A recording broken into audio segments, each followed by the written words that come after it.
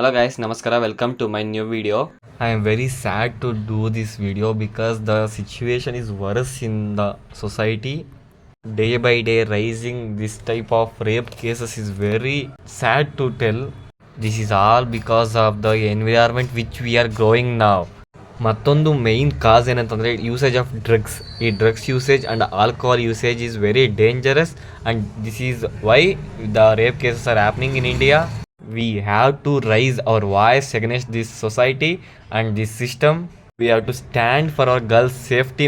ಪ್ರತಿದಿನ ಒಂದಿನ ಬಿಡ್ದಂಗೆ ಪ್ರತಿದಿನ ಯಾವುದೋ ಒಂದು ನ್ಯೂಸ್, ಯಾವುದೋ ಒಂದು ಮೂಲೆಯಲ್ಲಿ ನ್ಯೂಸ್ ಪೇಪರ್ನ ಮೂಲೆಯಲ್ಲಿ ಯಾವುದೋ ಒಂದು ನ್ಯೂಸ್ ಇದ್ದೇ ಇರುತ್ತೆ, ಇಂಥ ಊರಲ್ಲಿ ಈ ಥರ ರೇಪ್ ಕೇಸ್ ನಡೆದಿದೆ ಅಂತ.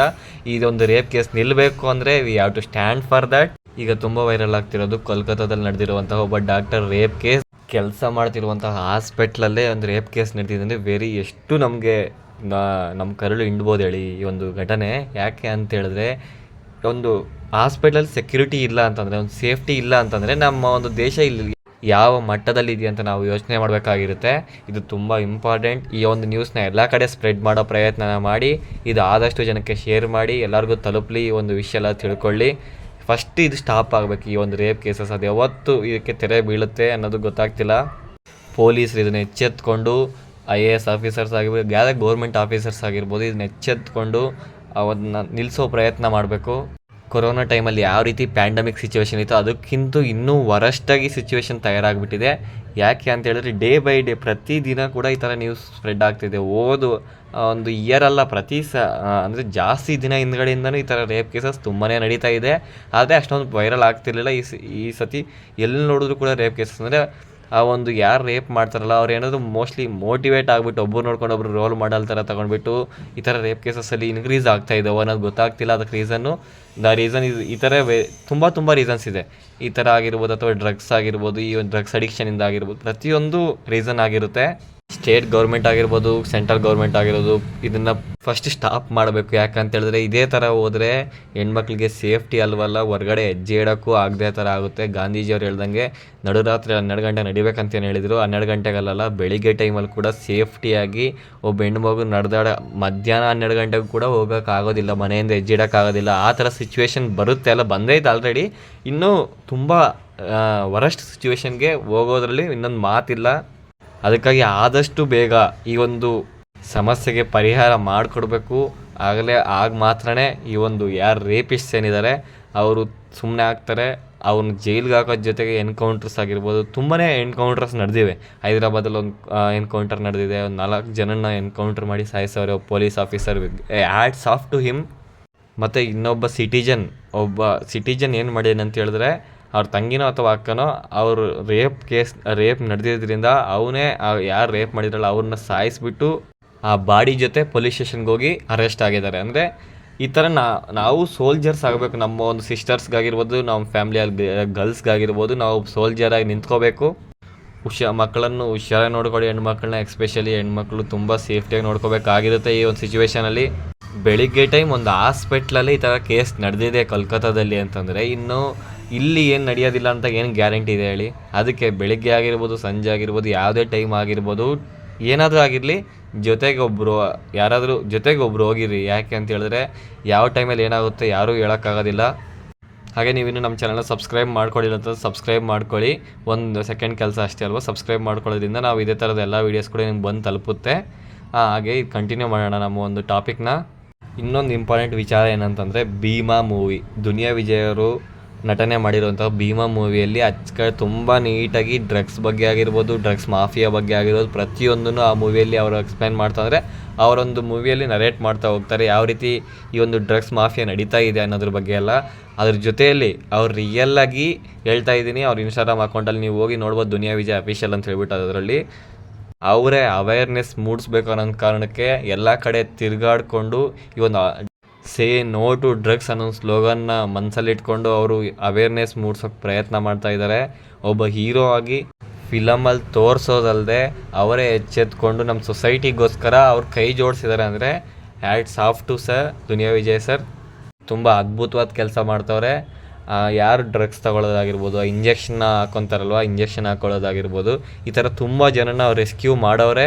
ಅವರ ಒಂದು ಇನ್ಸ್ಟಾಗ್ರಾಮ್ ಅಕೌಂಟಲ್ಲಿ ಎಲ್ಲ ವೀಡಿಯೋಸು ಇದೆ, ಅಂದರೆ ಯಾವ್ಯಾವ ರೆಸ್ಕ್ಯೂ ಮಾಡಿದರೆ ಅವೆಲ್ಲ, ಮತ್ತು ಆ ಒಂದು ವಿಷಯಗಳೇನಿದೆ, ಯಾರು ಡ್ರಗ್ಸ್ ಅಪ್ಲೈ ಮಾಡ್ತಾರೆ ಅನ್ನೋ ವಿಷಯಗಳನ್ನ ತಿಳ್ಕೊಂಡು ಅವರು ಅದನ್ನು ನಿಲ್ಲಿಸೋ ಪ್ರಯತ್ನನ ಅವರು ಒಂದು ಕೈಲಾದಷ್ಟು ಮಾಡ್ತಾಯಿದ್ದಾರೆ.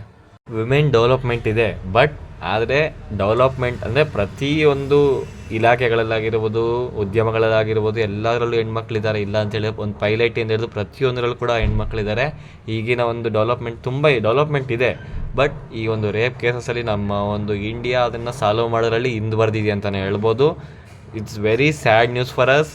ರೇಪ್ ಮಾಡಿ ಸಾಯಿಸಿದ ಪ್ರತಿಯೊಬ್ಬರನ್ನು ಶಿಕ್ಷೆ ಆಗಿರ್ಬೋದು, ಎನ್ಕೌಂಟರ್ ಆಗಿರ್ಬೋದು, ವಿತಿನ್ ಅವರ್ಸಲ್ಲಿ ಮಾಡಿದ್ರೆ, ರೇಪ್ ಕೇಸಸ್ ಅಲ್ಲ, ಮರ್ಡರ್ ಕೇಸಸ್, ಯಾವುದೇ ಕೇಸಸ್ ಇರೋದಿಲ್ಲ ಇಂಡಿಯಾದಲ್ಲಿ, ಇದು ಮಾತ್ರ ಗ್ಯಾರಂಟಿ. ನಮ್ಮ ಸಿಸ್ಟಮ್ ಇಷ್ಟು ಲೂಸ್ ಇರೋದ್ರಿಂದನೇ ಅಂತಂದರೆ, ಯಾವುದೇ ಶಿಕ್ಷೆ ಆಗಿರ್ಬೋದು, ಎನ್ಕೌಂಟರ್ಸ್ ಆಗಿರ್ಬೋದು ಕಡಿಮೆ ಆಗಿರೋದ್ರಿಂದನೇ ತುಂಬ ವರಸ್ಟ್ ಆಗ್ತಿದೆ. ರೇಪ್ ಕೇಸಸ್ ಆಗಿರ್ಬೋದು, ಮರ್ಡರ್ಸ್ ಆಗಿರ್ಬೋದು, ವೆರಿ ಹೈ ಸಿಚುವೇಶನ್ಸಲ್ಲಿ ಜಾಸ್ತಿ ನಂಬರ್ ಆಫ್ ಕೇಸಸ್ ದಾಖಲಾಗ್ತಾ ಇದ್ದಾವೆ. ಈಗ ಇದು ಏನಂತಾರೆ, ರೈತರ ಒಂದು ಆತ್ಮಹತ್ಯೆಗಳೇನು ಇನ್ಕ್ರೀಸ್ ಆಗ್ತಿದೆ, ಅದ್ರ ಜೊತೆಗೆ ಈ ಮರ್ಡರ್ಸ್ ಆಗಿರ್ಬೋದು, ರೇಪ್ ಕೇಸಸ್ ಆಗಿರ್ಬೋದು, ಈ ಮೂರುಗಳು ಯಾವ್ಯಾವು, ರೇಪ್ ಕೇಸಸ್, ಮರ್ಡರ್ಸ್ ಮತ್ತು ರೈತರ ಆತ್ಮಹತ್ಯೆ, ಇವು ಮೂರು ನಿಂತಾಗಲೇ ನಮ್ಮ ಒಂದು ಇಂಡಿಯಾ ಡೆವಲಪ್ಡ್ ಆಗೋದ್ರಲ್ಲಿ ಇದೊಂದು ಕಾಸ್ ಅಂದರೆ ರೀಸನ್ ಆಗಿರುತ್ತೆ. ಪ್ರೀತಿ ಮಾಡಿದವಳು ಲವ್ ಅಕ್ಸೆಪ್ಟ್ ಮಾಡಿಲ್ಲ ಅಂತ ರೇಪ್ ಮಾಡಿ ಮರ್ಡರ್ ಮಾಡೋದು, ಸ್ವಾಮೀಜಿ ವೇಷಗಳು ಹಾಕ್ಕೊಂಡು ನಟನೆ ಮಾಡಿಕೊಂಡು ರೇಪ್ ಮಾಡೋರು, ಈ ಥರ ತುಂಬ ಜನ ಇದ್ದಾರೆ. ಯಾರನ್ನೂ ನಂಬೋಕ್ಕಾಗೋದಿಲ್ಲ, ಯಾರನ್ನೂ ನಂಬಲೂಬಾರ್ದು ಕೂಡ. ಒಬ್ಬ ಅಣ್ಣ ಆಗಿರ್ಬೋದು, ಒಬ್ಬ ಏನೇ ಫ್ರೆಂಡ್ ಆಗಿರ್ಬೋದು, ಯಾರೇ ಆಗಿರ್ಬೋದು, ಯಾರನ್ನೂ ಕೂಡ ನಂಬಾರ್ದು. ನಿಮ್ಮ ಸೇಫ್ಟಿನ ನೀವೇ ನೋಡ್ಕೋಬೇಕು. ಮತ್ತು ಪೊಲೀಸ್ ಇದೆ, ಆ ಒಂದು police system is always for your safety only. Night time ಆಗಿರ್ಬೋದು, ಬೆಳಗ್ಗೆ ಟೈಮ್ ಆಗಿರ್ಬೋದು, ಎಲ್ಲಾದ್ರೂ ಪ್ರಯಾಣ ಮಾಡಬೇಕಾದ್ರೆ ನೀವು ಯಾರನ್ನ ಗೊತ್ತಿಲ್ತಿದ್ದವ್ರ ಜೊತೆ ಲಿಫ್ಟ್ ಕೇಳ್ಕೊಂಡು ಹೋಗೋದು, ಆ ಥರದನ್ನ ನಿಲ್ಲಿಸ್ಬಿಡಿ. ಹೆಣ್ಮಕ್ಳು ಫಸ್ಟ್, ಎಕ್ಸ್ಪೆಷಲಿ ಹೆಣ್ಮಕ್ಳು ನಿಲ್ಲಿಸ್ಬಿಡಿ ಲಿಫ್ಟ್ ತೊಗೊಂಡು ಹೋಗೋದು. ಯಾಕೆ ಅಂತ ಹೇಳಿದ್ರೆ, ಯಾರು ಹಿಂಗೆ ಏನು ಮಾಡ್ಬೇಕಂತ ಇದಾಗಿದ್ದಾರೆ ಗೊತ್ತಿರೋದಿಲ್ಲ. ಆ ಕಾರಣಕ್ಕೆ ಈ ಥರ ತುಂಬ ನಡೆದಿದೆ. ಲಿಫ್ಟ್ ಕೇಳ್ಕೊಂಡು ಹೋಗಿರ್ತಾರೆ, ಅವ್ರನ್ನ ಏನಂತಾರೆ, ಫಿಲಮ್ಸ್ ಎಲ್ಲ ನೀವು ನೋಡಿರ್ತಾರೆ, ಯಾವ ರೀತಿ ಕಿಡ್ನಾಪ್ ಮಾಡ್ತಾರೆ ಅಂತ ಹೇಳ್ಬಿಟ್ಟು. ಫಾರ್ ಯುವರ್ ಸೇಫ್ಟಿ ನಾನೊಂದು ಇನ್ಸ್ಟ್ರಕ್ಷನ್ ಕೊಡ್ತೀನಿ ಅಂತ ಹೇಳಿದ್ರೆ, ನಿಮ್ಮ ಒಂದು ಮೊಬೈಲ್ ಫೋನ್ ಸೆಟ್ಟಿಂಗ್ಸಲ್ಲಿ ಯಾವ ರೀತಿ ನೀವು SOSನ ಆನ್ ಮಾಡಿಕೊಂಡು ಮತ್ತು ಎಮರ್ಜೆನ್ಸಿ ಕಾಂಟ್ಯಾಕ್ಟ್ಸ್ ಆಗಿ ಇಟ್ಕೊಳ್ಬೇಕು ಅನ್ನೋದನ್ನ ನಿಮ್ಗೆ ತೋರಿಸ್ತೀನಿ, ಡಿಸ್ಪ್ಲೇ ಮಾಡ್ತೀನಿ ನೋಡಿ. SOSನ ಆನ್ ಮಾಡ್ಕೊಳ್ಳಿಕ್ಕೆ ನೀವು ಮೊಬೈಲಲ್ಲಿರೋ ಸೆಟ್ಟಿಂಗ್ಸ್ ಓಪನ್ ಮಾಡ್ಕೊಂಡು ಸ್ಕ್ರೋಲ್ ಮಾಡ್ತಾ ಹೋದರೆ, ಇಲ್ಲಿ ನೋಡಿ ಸೇಫ್ಟಿ ಆ್ಯಂಡ್ ಎಮರ್ಜೆನ್ಸಿ ಅಂತ ಕ್ಲಿಕ್ ಮಾಡಿಕೊಂಡು ಇಲ್ಲಿ ನೋಡ್ಬೋದಾಗಿರುತ್ತೆ ಎಮರ್ಜೆನ್ಸಿ SOS ಅಂತ ಹೇಳ್ಬಿಟ್ಟು. ಆ ಒಂದು ಎಮರ್ಜೆನ್ಸಿ SOSನ ನೀವು ಕ್ಲಿಕ್ ಮಾಡ್ಕೊಳ್ಬೇಕು. ಯಾಕೆ ಇದನ್ನ ಹೇಳ್ತೀನಿ, ಕ್ಲಿಯರಾಗಿ ಕೇಳಿಸ್ಕೊಳ್ಳಿ. ಇದನ್ನು ನೀವು ಕ್ಲಿಯರಾಗಿ ಕೇಳಿಸ್ಕೊಂಡು ಈ ಕೆಲಸನ ಮೊದಲು ಮಾಡ್ಕೋಬೇಡಿ, ಈಗಲೇ ಮಾಡ್ಕೋಬೇಡಿ. ಎಮರ್ಜೆನ್ಸಿ SOSನ ಕ್ಲಿಕ್ ಮಾಡಿದ ತಕ್ಷಣ ಈ ಥರ ಆನ್ ಆಗಿರುತ್ತೆ ಆಲ್ರೆಡಿ. ನೀವು ಅದನ್ನ ಆನ್ ಆಗಿಲ್ಲ ಅಂದರೆ ಆನ್ ಮಾಡ್ಕೊಳ್ಳಿ. ಆದಮೇಲೆ ಕೌಂಟ್ ಡೌನ್ ಸೌಂಡ್ ಅಂತಿದೆ, ಅದನ್ನು ಆನ್ ಮಾಡ್ಕೊಂಡಿರಿ.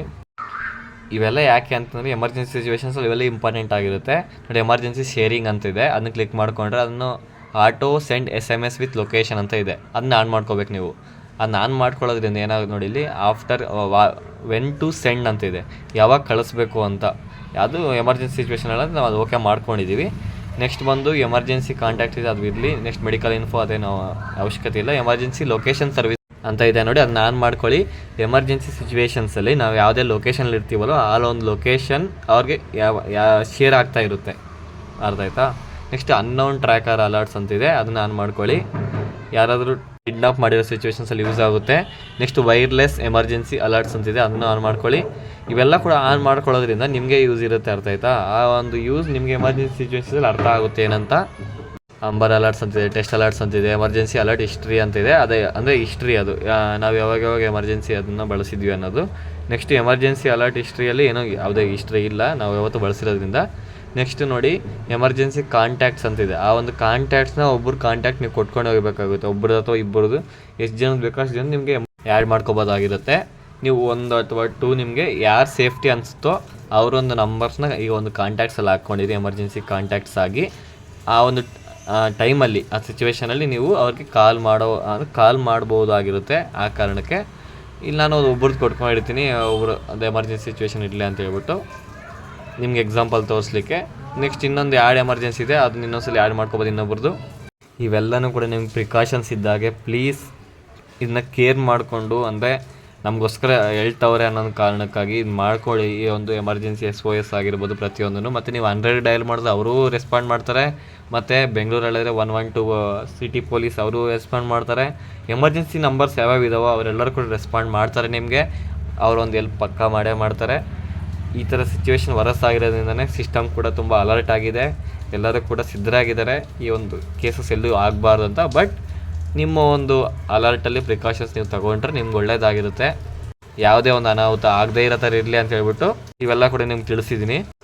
ಒಬ್ಬ ನಿರ್ಭಯ, ಒಬ್ಬ ದಿಶಾ, ಮುಮಿತಾ, ಈಗ ಆಗ ಸೌಜನ್ಯ, ಈ ಥರ ಎಷ್ಟೋ ಜನ ರೇಪ್ಗೆ ಒಳಗಾಗಿದ್ದಾರೆ. ಇವೆಲ್ಲದಕ್ಕೂ ನಾವು ದುಃಖ ಪಡ್ಬೋದು, ಕ್ಯಾಂಡಲ್ಸ್ ಹಚ್ಬೋದು, ಪ್ರೊಟೆಸ್ಟ್ ಮಾಡ್ಬೋದು, ಆದರೆ ಅವ್ರು ಮತ್ತೆ ತಿರುಗಿ ಬರೋಕ್ಕಾಗುತ್ತಾ?